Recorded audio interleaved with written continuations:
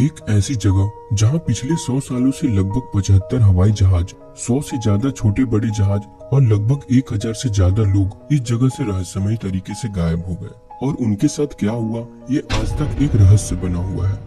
दोस्तों, आज हम बात करने जा रहे हैं बरमूडा ट्रायंगल की, जिसे दुनिया की सबसे रहस्यमयी जगहों में से एक माना जाता है। बरमूडा ट्रायंगल से जुड़ी सबसे पहले गायब होने की असामान्य घटना का जिक्र 17 सितंबर साल 1950 में द मियामी हेराल्ड में प्रकाशित एक लेख में किया गया, जिसके लेखक एडवर्ड वान विंकल जोन्स थे। इस लेख में कई हवाई जहाजों और समुद्री जहाजों के गायब होने का जिक्र किया, जिसमें फ्लाइट 19 समूह भी शामिल था। ऐसे तो कई जहाजें इस जगह से रहस्यमयी तरीके से गायब हुई, लेकिन इनमें सबसे चर्चित फ्लाइट 19 की घटना रही।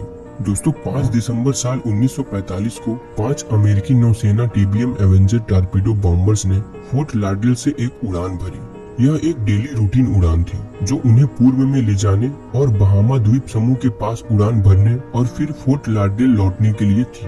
उड़ान के प्रशिक्षक लेफ्टिनेंट चार्ल्स कैरोल टेलर थे, जिन्हें प्रशांत क्षेत्र में 2500 घंटे उड़ान का अनुभव था।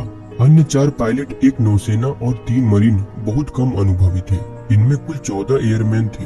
यह उनकी तीसरी और अंतिम बार उड़ान थी। उड़ान से पहले सभी विमानों को एक पूरी तरह से पूर्व उड़ान जांच की गई, जिसमें कंफर्म किया गया था कि फ्यूल टैंक में भरे हुए थे, जो उड़ान के 5.5 घंटे के लिए पर्याप्त थे, और उपकरणों की जाँच की गई थी। मौसम को अनुकूल बताया गया था, जिसमें समुद्र की स्थिति मध्यम से उच्च थी। उड़ान दोपहर 2 बजे लॉन्च की गई। वापसी का समय शाम 5:30 बजे तय किया गया। शुरू में सब कुछ ठीक चल रहा था। उड़ान का पहला हिस्सा सफल रहा था। फ्लाइट 19 ग्रुप वापसी पे थे जब चीजों ने एक अलग मोड़ ले लिया। उन सारे विमानों के कंपास खराब हो चुके थे। दोपहर लगभग 3 बजे से खोए हुए विमानों से ट्रांसमिशन प्राप्त करना शुरू किया गया, लेकिन कोई संपर्क नहीं हो सका। उनकी आखिरी रेडियो पे जो बात हुई वो कुछ इस प्रकार की थी: हम सफेद पानी में प्रवेश कर रहे हैं, कुछ भी सही नहीं लग रहा, नहीं पानी हरा है, सफेद नहीं। और फिर उनसे कभी संपर्क नहीं हो सका। अफसोस की बात यह है कि यह इस त्रासदी का पहला हिस्सा था। नौसेना ने शाम 6 बजे लापता विमानों की तलाश के लिए एक मार्टिन PBM मरीन नामक एक फ्लाइंग बोट के साथ 13 चालक दल सदस्यों की टीम उन्हें खोजने के लिए भेजी। करीब 6:30 बजे उनसे भी संपर्क टूट गया और वो भी कभी लौटकर नहीं आए। वो समुद्र में ऐसे गायब हो गए कि आज तक उनका कोई नामो निशान नहीं मिला। दोस्तों, यह ट्रायंगल उत्तरी अटलांटिक महासागर के पश्चिमी भाग का एक क्षेत्र है, जो लगभग 5 लाख स्क्वायर किलोमीटर तक फैला हुआ है। इसे बरमूडा ट्रायंगल नाम इसलिए दिया गया है क्योंकि यह ब्रिटेन का एक प्रवासी क्षेत्र के समीप है और इसका आकार ट्रायंगल की तरह है। यहाँ कई घटनाएं होने के कारण इसे डेविल्स ट्रायंगल भी नाम दिया गया है।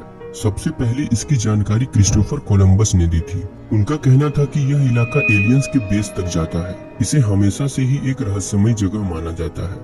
इस जगह के ऊपर कई सारी मूवीज और डॉक्यूमेंट्री भी लिखी गई हैं। इस क्षेत्र में जहाजों के गायब होने के कारणों पर कई अध्ययन और शोध किए गए, लेकिन स्पष्ट रूप से सामने निकलकर कुछ भी नहीं आया। दोस्तों, आपको क्या लगता है? अपनी राय कमेंट बॉक्स में कमेंट कर जरूर दें।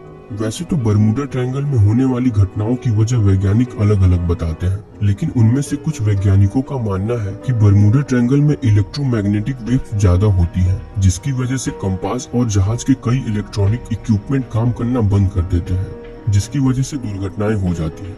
कंपास एक विशेष उपकरण है जिसे ठीक से काम करने के लिए बैटरी या तकनीक की आवश्यकता नहीं होती। इसकी छोटी सुई पृथ्वी के चुंबकीय होने के कारण नॉर्थ पोल की तरफ घूम जाती है, जिससे दिशा का पता चलता है।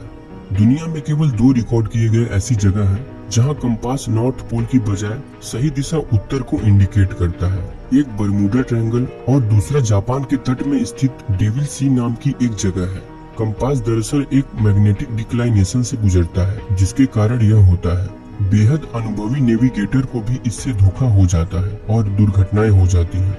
दोस्तों, दुर्घटनाओं के कारण तो कई हो सकते हैं, लेकिन इन कारणों का सामने न आना ही इसे रहस्यमयी बनाता है। दोस्तों, वीडियो अच्छी लगी हो तो वीडियो को लाइक जरूर करें और हमारे चैनल को सब्सक्राइब करें ऐसी ही वीडियोस पाने के लिए। धन्यवाद।